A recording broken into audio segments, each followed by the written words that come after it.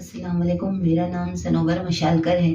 मैं municipal Urdu school की teacher हूँ और गिल्डर लेन म्युनिसिपल कॉलोनी मुंबई सेंट्रल पर रहती हूँ।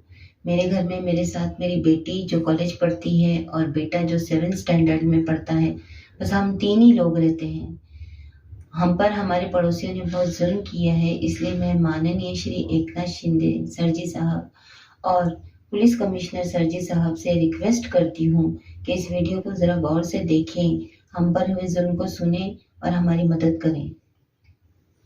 मैं इनकी बेटी हूँ। मेरा नाम है अनम कुरैशी और हमारे पड़ोस में 6 महीने पहले महेश वाघ नाम का एक आदमी रहने के लिए आया और विश्वनाथ लोखंडे नाम का एक आदमी रहने के लिए आया। महेश वाघ इलेक्शन ड्यूटी पे मेरी मम्मी का पीछा करता था, उनको कमेंट्स करता था, बहुत ज़्यादा उनके पीछे जाता था, रोज़ पीछे जाता था। उसके बाद उनकी ऑफिस चेंज हो गई, वहाँ पे भी पीछे जाता था, वहाँ पे भी कमेंट्स करता था।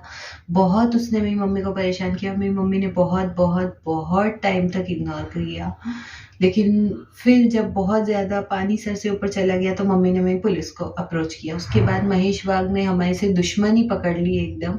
और 26 मार्च को महेश वाघ, उसकी वाइफ और विश्वनाथ लोखंडे और उसकी वाइफ, ये चारों पड़ोसी हमारे घर के बाहर आके, इन्होंने, हम लोग बैठ के इफ्तार कर रहे थे रमज़ान के टाइम में, तो गाली गलौज की, मेरी मम्मी को मारा, उनके कपड़े फाड़े। मेरे नाना भी साथ में थे, उनको भी उठा के पटका, उनके भी साथ फिजिकल असॉल्ट किया और जाकर पुलिस स्टेशन में हमारे अगेंस्ट एट्रॉसिटी की FIR डाल दी। हम लोगों के पास CCTV फुटेज है।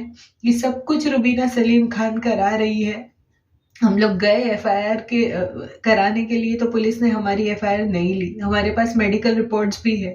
उसके बाद जब दूसरे दिन हम लोग कमिश्नर सर के पास गए तो कमिश्नर सर ने भी सीनियर सर को बोला कि इन पर एट्रॉसिटी क्यों डाला है तुमने, इनके ही साथ जुल्म हुआ है और इनके ऊपर तुम लोग एट्रॉसिटी डाल रहे हो।